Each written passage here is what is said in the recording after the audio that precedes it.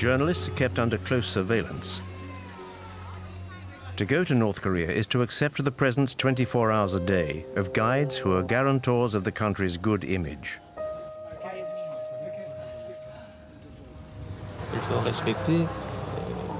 The law must be respected. We do not allow French journalists to go out alone. Our country, North Korea, does not like the French. Why? Because they took part in anti-North Korean operations. There never were any French operations against North Korea. But in Pyongyang's eyes, every foreigner is a potential enemy who has to be closely watched. It's the sworn duty of each guide to chaperone the visitor and regurgitate the regime's propaganda. Even these official North Korean guides may not be filmed. During our stay, we will be confined to our Pyongyang hotel, with absolutely no chance of being allowed to go out into the city unaccompanied. So, Mr. Han, what are we going to do? What now? Going for a stroll. Where? Here. In the hotel? Yes, in the hotel. Maybe we could go into town. No.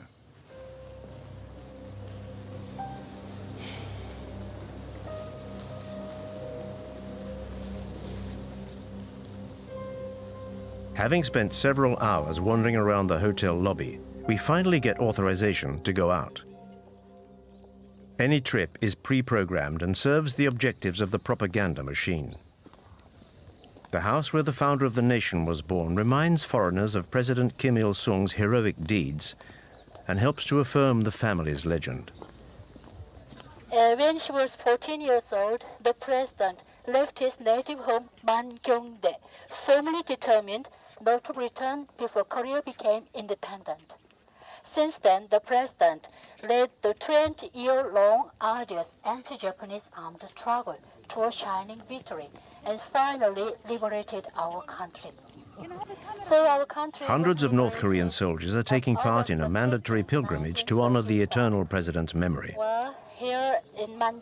From the grandfather, Kim Il-sung, to the present incumbent, his grandson, Kim Jong-un, the leaders are as one in official pronouncements.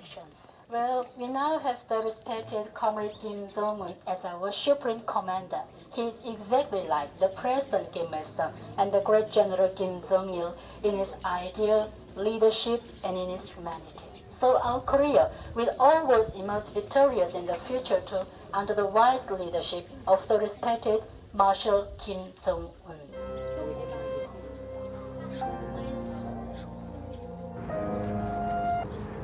We've been given authorization to visit Pyongyang to film the capital's latest infrastructures.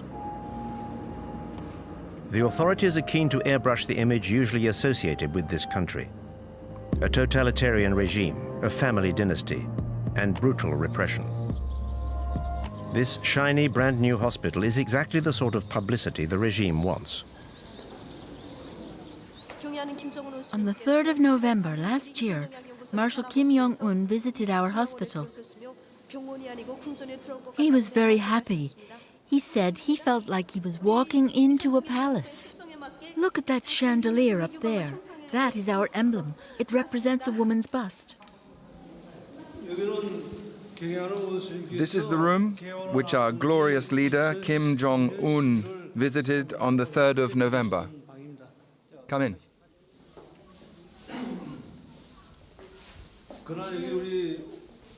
This is the bed the Marshal sat on when he came here. He asked how long the patients stay here. And Marshal Kim Jong-un sent us this 42-inch television the day after his visit. So you sleep here, is that right? You're a patient here? Yes. Do you speak French? A little. What a stroke of luck. The first patient we meet and she speaks French. How much longer are you going to be staying here? A week should be enough, I think. Wearing her hospital clothes, this patient is giving the performance of her life in this well-directed play.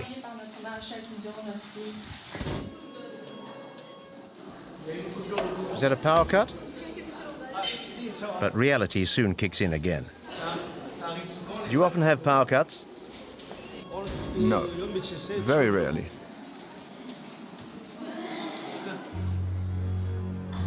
The hospital's employees do their best to remain unmoved by such events. Nothing can tarnish the image of the country and those who run it.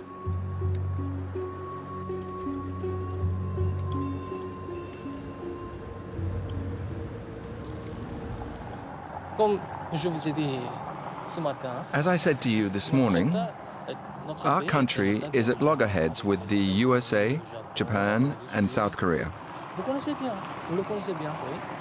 So we need a strong military, many soldiers to defend the fatherland. There is always tension in the Korean peninsula.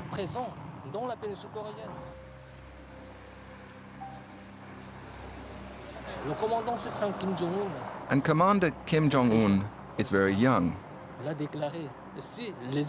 He has declared, if our enemies dare to light even the smallest fuse of a war, Korea will strike a lethal blow, which will definitively unite the country. Reunification of our nation is the most fervent wish of every Korean. This desire for reunification dates from the end of the Korean War in 1953, when the peninsula was split into two countries. But no peace treaty was ever signed. Officially, the two Koreas are still at war. North Korea was subsequently run by Kim Il-sung until 1994, and then by his son, General Kim Jong-il, who died on the 17th of December, 2011.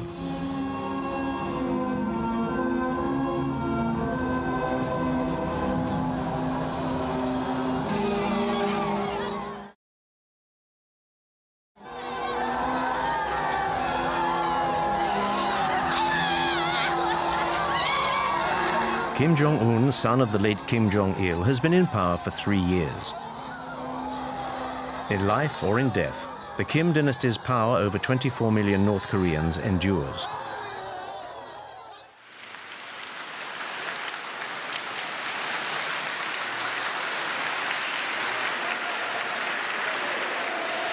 The Kim family is the first communist dynasty in history. The new incumbent was presented to the people as a natural successor. Barely 30 years old, Kim Jong-un was quickly awarded the titles of Supreme Commander and then Marshal, and set about consolidating his power. Kim Jong-un's accession to power gave birth to a new hope in the hearts of the North Korean people.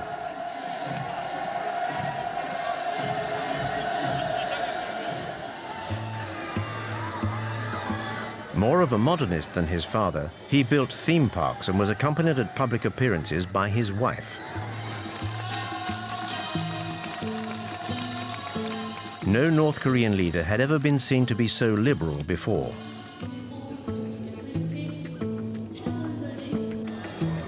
Kim Jong-un cultivated his image right down to his posture, which was designed to be reminiscent of his grandfather's.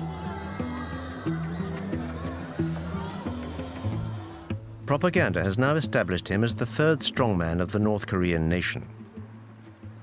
The leader is the country's brain and the people are its body.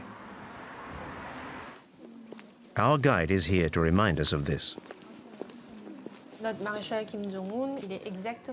Kim Jong-un is exactly like General Kim Jong-il in his human virtues, his political leadership, and his philosophy. Therefore, everybody respects and idolizes him. The guide's rhetoric is always the same. Under Kim Jong-un, devotion to the leaders remains almost religious. Like all transient foreigners, we are constrained by the regime's demands.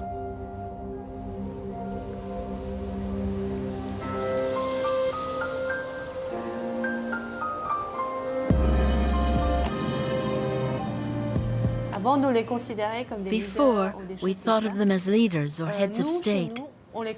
Now we think of them as our family's fathers, be it children or old people, be it men or women. The entire Korean nation considers them to be our fathers. In his 3 years of absolute power, Marshal Kim Jong-un, like his father and grandfather before him, has become part of the intimate fabric of Korean families. This retired scientist and her granddaughter are typical of this devotion to the regime. What are your feelings towards the Marshal? Like everyone else, I feel that Marshal Kim Jong-un is the embodiment of our destiny. He is our future and a father to us all. You foreigners could never understand how much we venerate our Marshal. The whole Korean population places its future and destiny in his hands. It is thanks to Marshal Kim Jong-un that I am wealthy and can live like this. In fact, maybe you know the song which speaks of the rise of our young nation and tells how our country will be built by the people under the guidance of Comrade Kim Jong-un. Thanks to him, our future will be brilliant and socialism will triumph.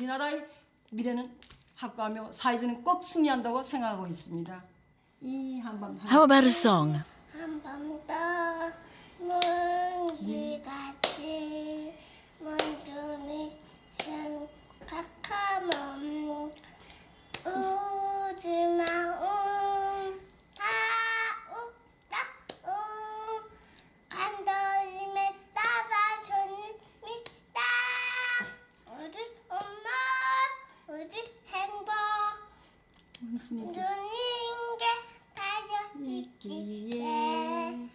아침 저녁 소원은 하나 원수님의 안녕입니다. You see, even little children miss the Marshal, so they salute him in their songs. Your granddaughter who just sang, she's 2 years old.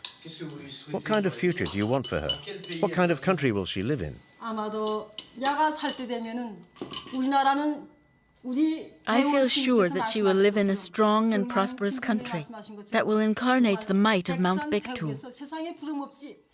That she will live in a world where she will have no cause to envy others.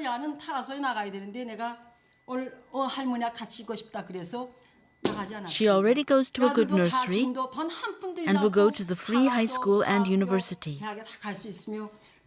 We hope she's going to be a scientist like her grandfather. We would like her to contribute to our nation's developments in science and technology under the guidance of Marshal Kim Jong-un.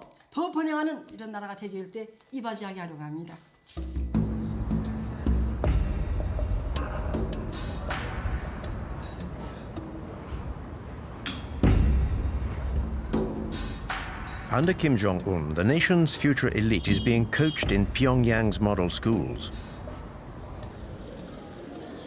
Here, the children of families close to the nucleus of power will one day become musical virtuosi. We teach the children piano, but out of 30 pupils, only a few will be selected for the National Academy of Music. Some will become pianists, and others will just become composers or singers.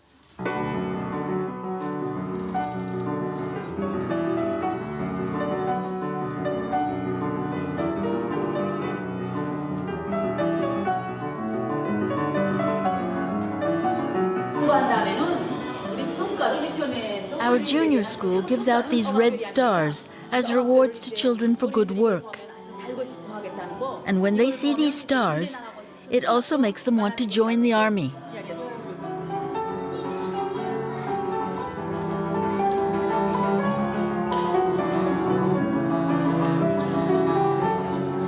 In this way, youth is molded to the regime's ideology from an early age and plays a vital role in its propaganda. The children have to be adorable. They're cosseted and well-fed. These are the regime's privileged few, the keepers of its eternal future.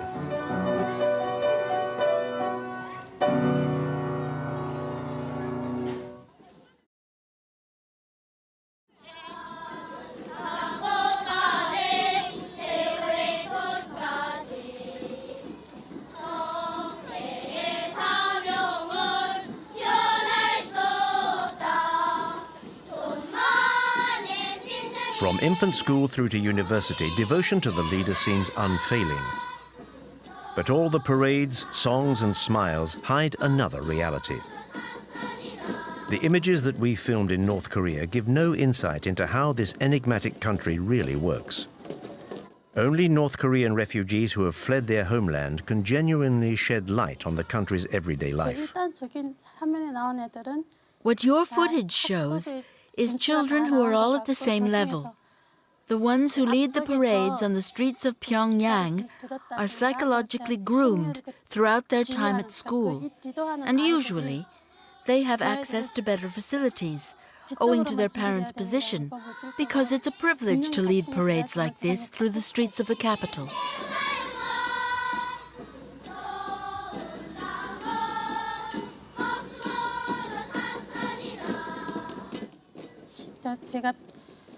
The difference between the kids from Pyongyang and the kids from the countryside is their size.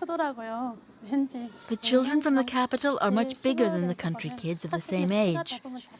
This is due to lack of protein in their diet.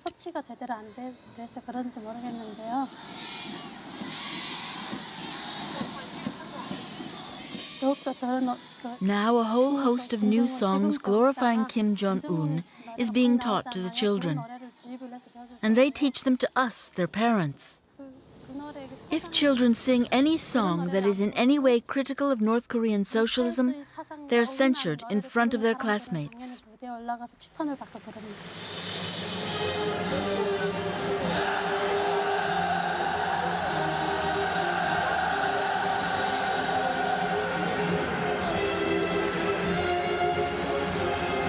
This indoctrination of youth is an absolute priority. At the heart of this education lies a rabid patriotism.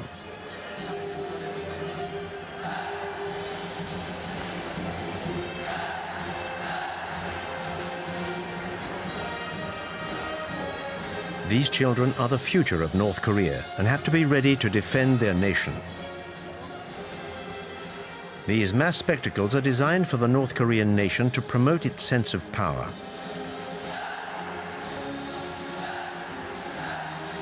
These 20,000 young participants are all members of families fiercely loyal to the regime.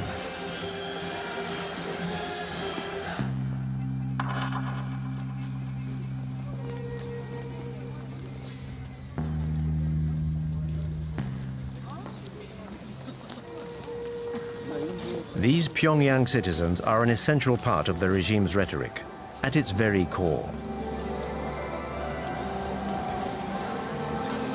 Students, teachers, and high-ranking military officers whose loyalty is beyond question.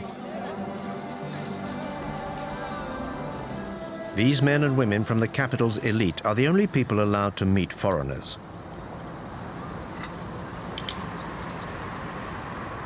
Like the Park family, a couple of university professors hand-picked by our guides. The Park family's exemplary conduct has enabled them to move into this block of flats. I'm still emotional talking to you now.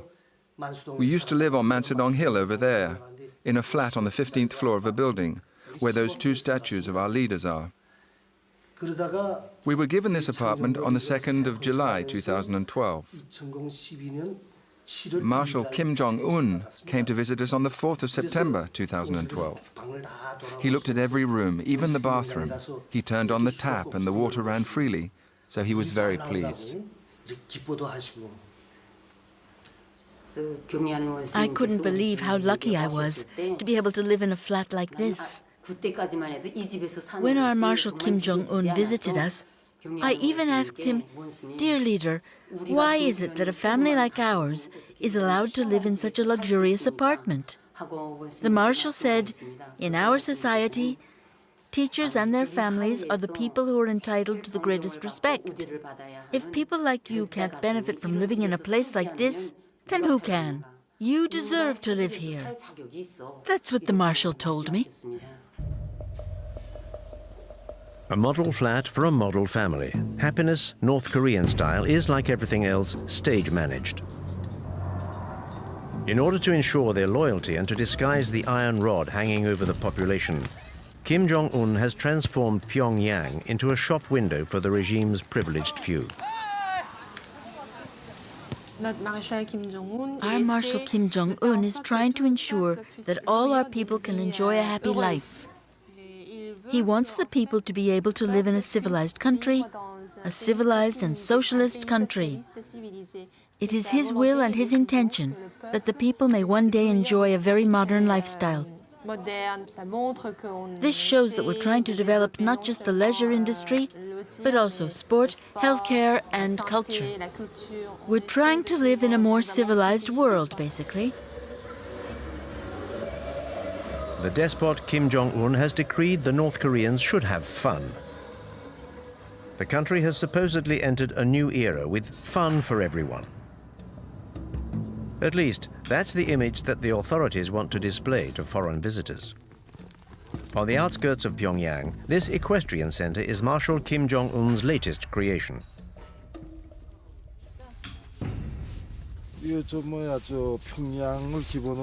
This equestrian center is for the benefit of everybody: workers, employees, old people, and even small children. Nothing is left to chance. There's no room for improvisation. I'm on my way. They want to see the merry-go-round. Get everything ready quickly and let the others know. We're on our way.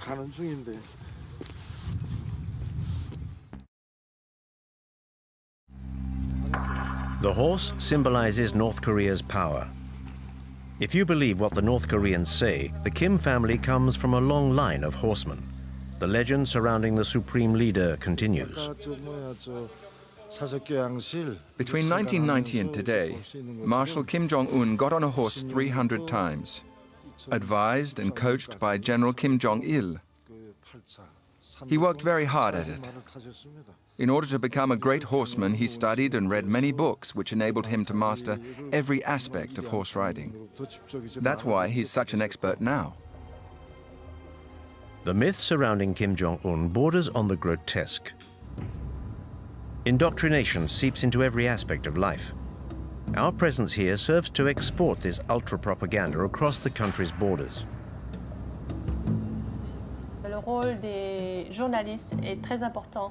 The role journalists play is very important.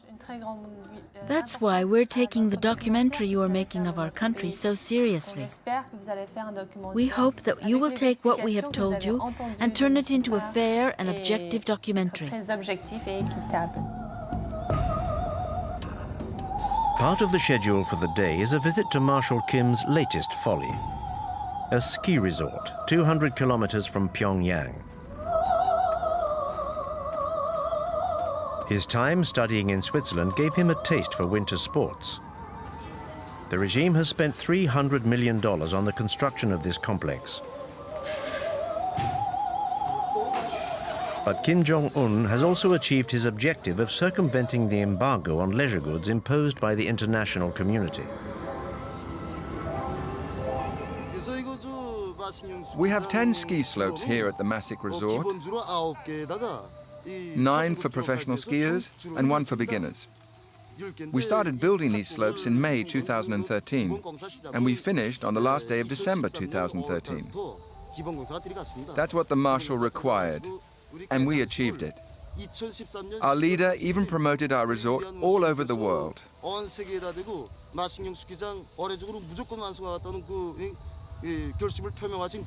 Skiing is part of our country's culture. And so Kim Jong-un wanted this resort built to develop our civilization.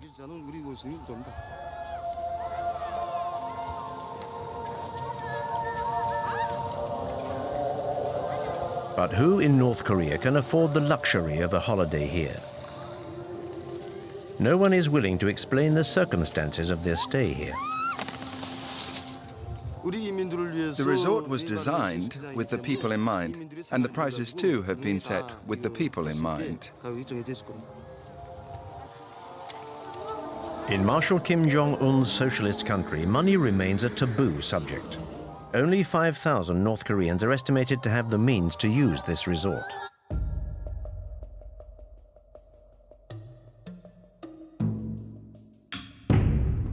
In the opinion of this North Korean refugee, these new facilities are unacceptable.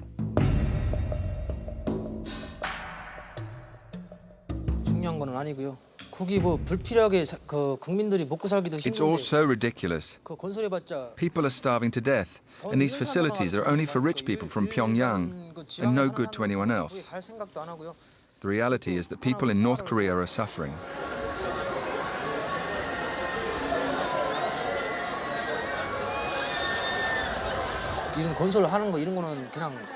When I see all these leisure facilities being built, I think to myself that it's just to placate the people and show people abroad that the country is capable of achieving these things. All the money spent on building these things could have been redistributed throughout the population.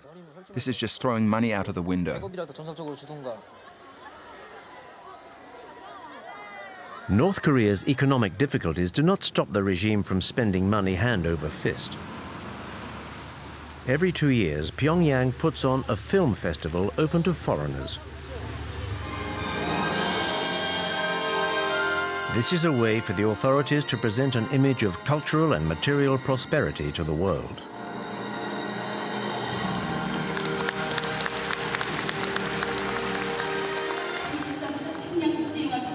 We declare the 13th Pyongyang International Film Festival open. The films and cartoons shown all follow the party line, of course. This amenability towards the world outside North Korea is limited, and tributes to the leader are never far away. This event is all the more important because it only takes place thanks to the interest and the love that Marshal Kim Jong-un has for the cinema. You're about to watch films which are completely innovative in both form and content. North Korean cinema has a central role in the propaganda machine. It educates even before it entertains.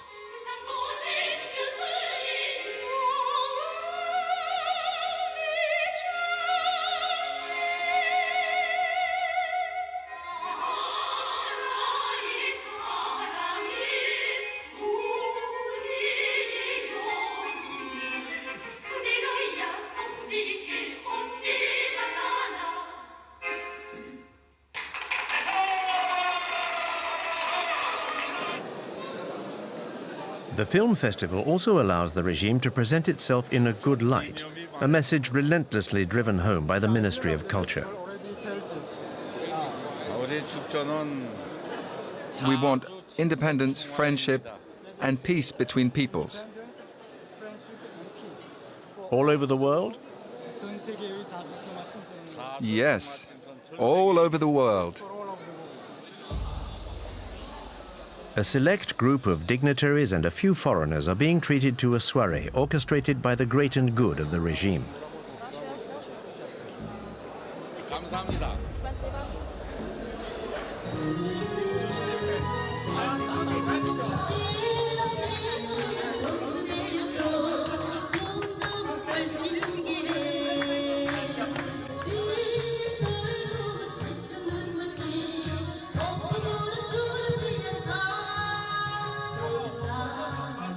But behind this facade of a smiling, prosperous North Korea, the regime maintains control over every citizen's life.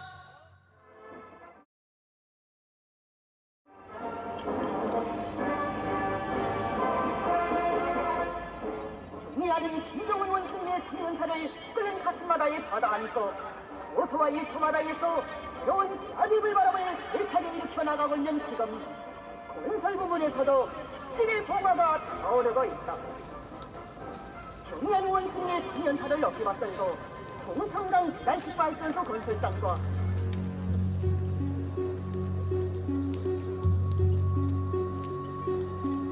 In this country of supreme leaders, even the smallest event is an opportunity to pay tribute to the leadership. Under North Korea's totalitarian system, there is no other choice.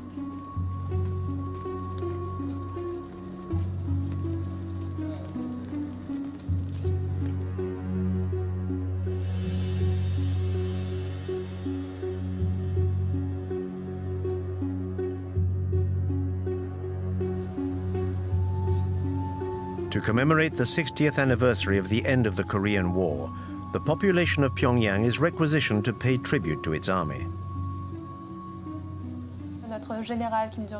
General Kim Jong-il said, "To safeguard our country, one can live without candy, but one cannot live without bullets." Our guide's words are directly influenced by the Songun doctrine, devised by the former leader Kim Jong-il, which gives the army the dominant role in building North Korea's socialism.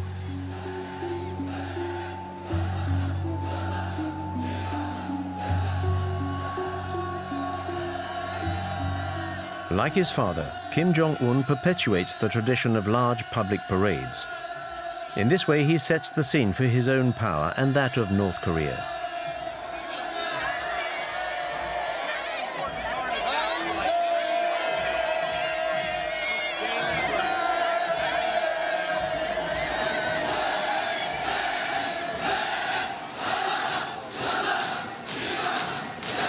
The army is the keystone of the regime, with 1 million North Koreans enlisted and 1/3 of the population reservists.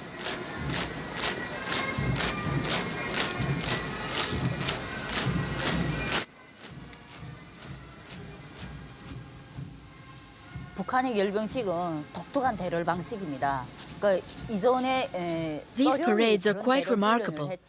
I think they used to do something similar in the former USSR. What leaders Kim Il-sung and Kim Jong-il taught us was a style of military marching called the Hell March, which dated from the end of the war with Japan. It's a style that Kim Il-sung was already using when he fought the Japanese. The idea is to intimidate the enemy. When you do a hopping goose step like that, it's rough on the stomach. When we trained, we were told to wear 2 leather belts done up very tightly under our belly. This pushed up your stomach, which you can imagine is very painful.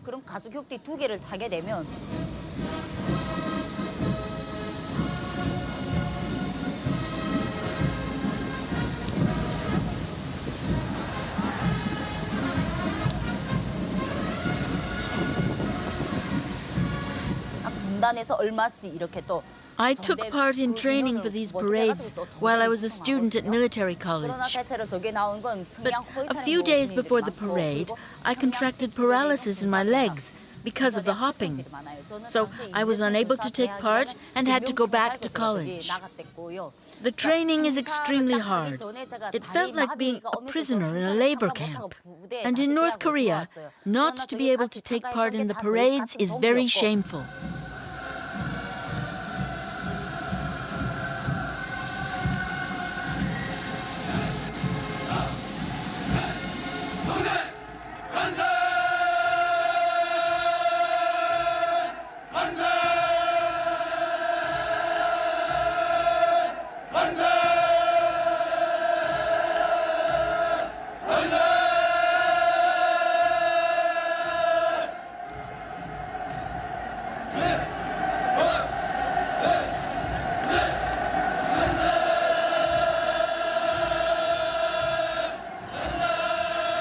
In order to establish his authority over the army and the party, Kim Jong-un took his inspiration from the darkest days of Stalinism. In December 2013, the young dictator began a violent purge of the state's apparatus. Any officials who could have got in his way were brutally eliminated, beginning with his own uncle, Jan Song-taek, who was very influential at the heart of the regime.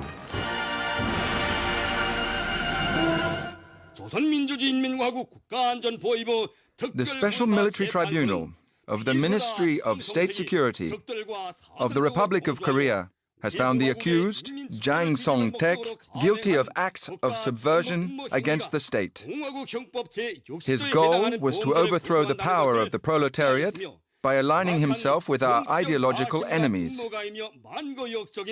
This crime carries the severest penalty under Article 60 of our Penal Code.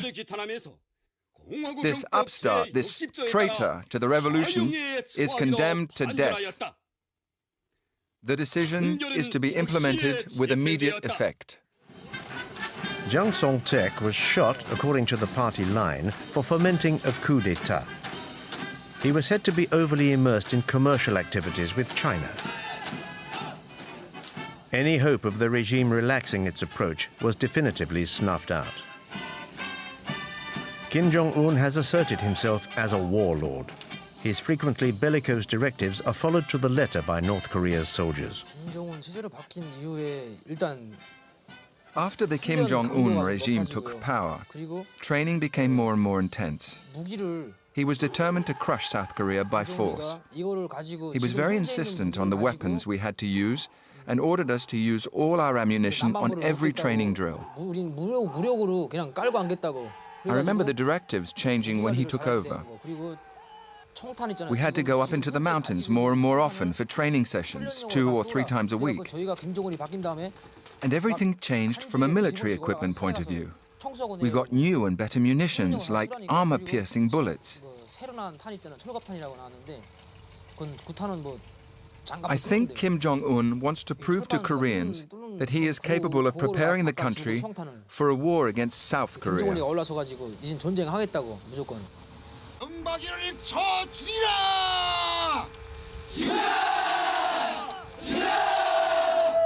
Marshal Kim Jong-un regularly challenges his southern neighbor and enemy. The regime's belligerent rhetoric goes hand in hand with provocative acts such as nuclear trials or military maneuvers. The state needs an enemy to justify the economic priority given to the military. This policy operates with no regard for the population, which outside Pyongyang is still vulnerable. Between 1994 and 1998, the country suffered its worst ever famine, which caused the deaths of hundreds of thousands of people. At that time, I was a soldier, and I had some serious health issues. I'd lost a lot of weight. I remember that opposite my barracks, there was a woman who used to deliver food to the Labour Party cells. I went to see the farm manager and pleaded with him to give me some apples. I said, "Give me an apple before I starve to death." So he said, "You can eat what you like when you're here, but you can't take anything with you. Otherwise, all the other soldiers will end up coming here and your superiors will confiscate your food." I lived on an apple in the morning and an apple in the evening for several months. Nowadays, there are no great famines, but lack of food is still the main thorn in the regime's side. A third of the country's population suffers from malnutrition and is dependent on a public food distribution system. L'État achète de la part des paysans des... The state buys cereals and other foodstuffs from the farmers at a low price à des prix bas, et puis and then redistributes them among the population. Depending on the number of people in the family, they get more or less food. More is given to families where there are adults. The regime is still incapable of feeding its people, but is keen to convince us that the opposite is true. Our journey now takes us on a visit to a naturally exemplary farm. These are the details commemorating our visits from General Kim Jong-il, who came 15 times to give us new instructions. His advice when he was here enabled us to improve production. He was very pleased. The general said, at first, the soil here was bad, but the good work of our farmers has allowed us to increase productivity. General Kim Jong-il himself said that our farm should become a model to the rest of the country. This model farm looks more like a ghost farm. According to the manager, 850 farmers work here. We do not see a single one. This dilapidated greenhouse is the regime's attempt to convince us of how modern its agricultural system is. In fact, what we produce here is mainly for the local population. We don't get involved in how many people we distribute vegetables to. There is an organization above us that calculates this and then gives us production targets for the year.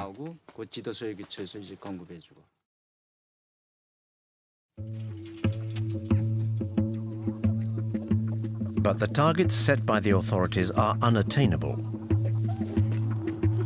In order to help the farmers, the regime takes its inspiration from the Maoist model and sends the army into the fields.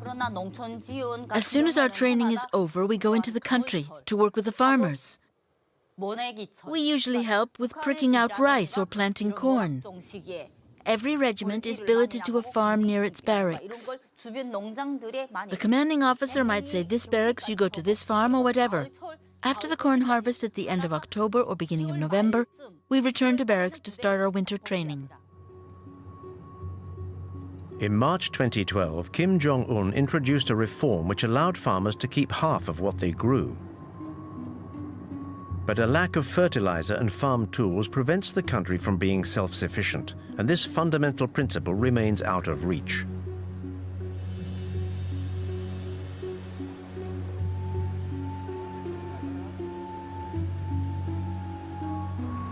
The regime seems to continue supporting a systematic economic path. But today, it no longer has any choice but to tolerate private commercial ventures.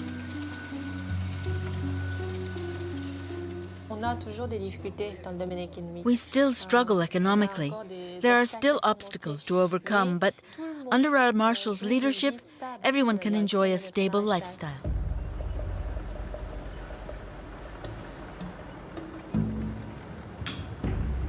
The regime has succeeded in maintaining this stability by cutting off its population from the outside world. Only a handful of North Koreans managed to get around this isolation via the black market. There are smugglers who regularly cross the Tumen River on the Chinese border and bring back contraband. I went into business with a bunch of friends, and I remember everyone copying and burning South Korean DVDs brought in from China, and then selling them in the markets. In North Korea, buying DVDs like this is expressly forbidden and goes against the regime and the law. It is actually dangerous to even own them.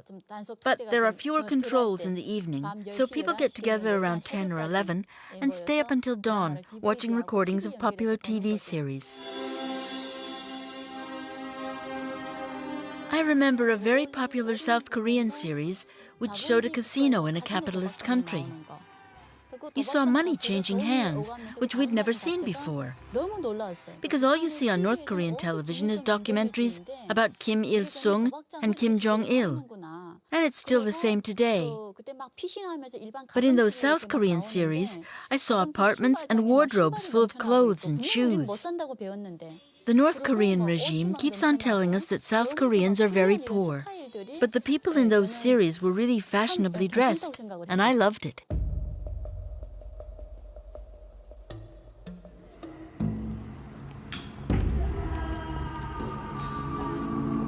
According to these refugees, this new merchant elite could be the catalyst for change within the country. This may explain why control over the population has increased since Kim Jong-un's accession to power. North Koreans have absolutely no chance of leaving the country legitimately. So despite the risk, many try clandestinely to cross the border into China.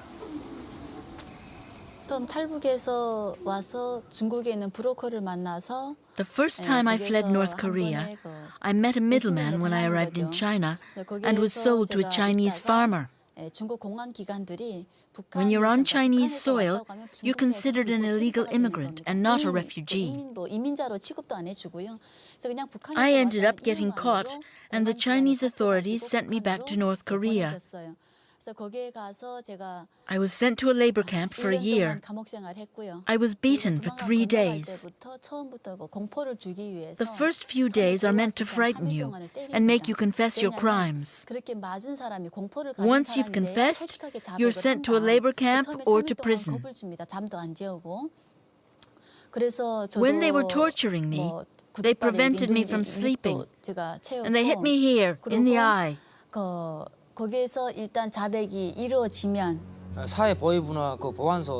When I was a border guard on the Tumen River, it was my job to catch fugitives. We were posted along the Chinese border in groups of 3. When we caught a fugitive, we took them to our guard post, where we recorded the time and date at which we'd captured them. Then the fugitive was interrogated by our boss and transferred to the Department of Security. If the prisoner was starving, we could be lenient. Otherwise, they were sent straight to prison or the labor camp. All I did was hand them over to my superiors. We were rewarded for each fugitive we caught.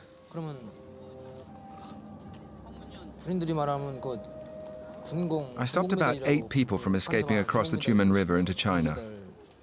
If you catch 1 fugitive, you get a medal. If you catch 5 in the same year, the Labour Party awards you prizes and even holidays so that you can go home and see your family.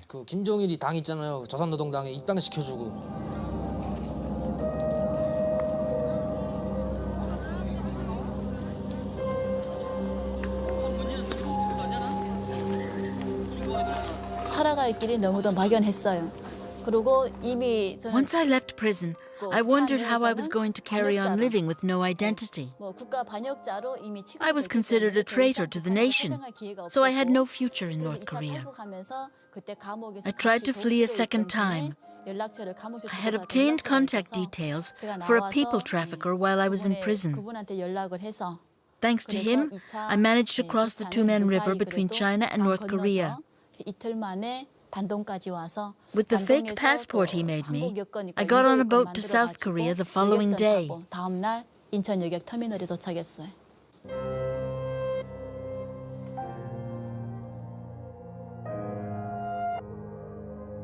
The ruthlessness of the regime and the disastrous economic situation have forced over 200,000 North Koreans to flee their country. 25,000 have made it to South Korea. Despite some early hope, Kim Jong-un's accession to power has not changed the nature of the regime. Never before has the contrast between the reality of this country and the image it tries to portray been so glaringly obvious.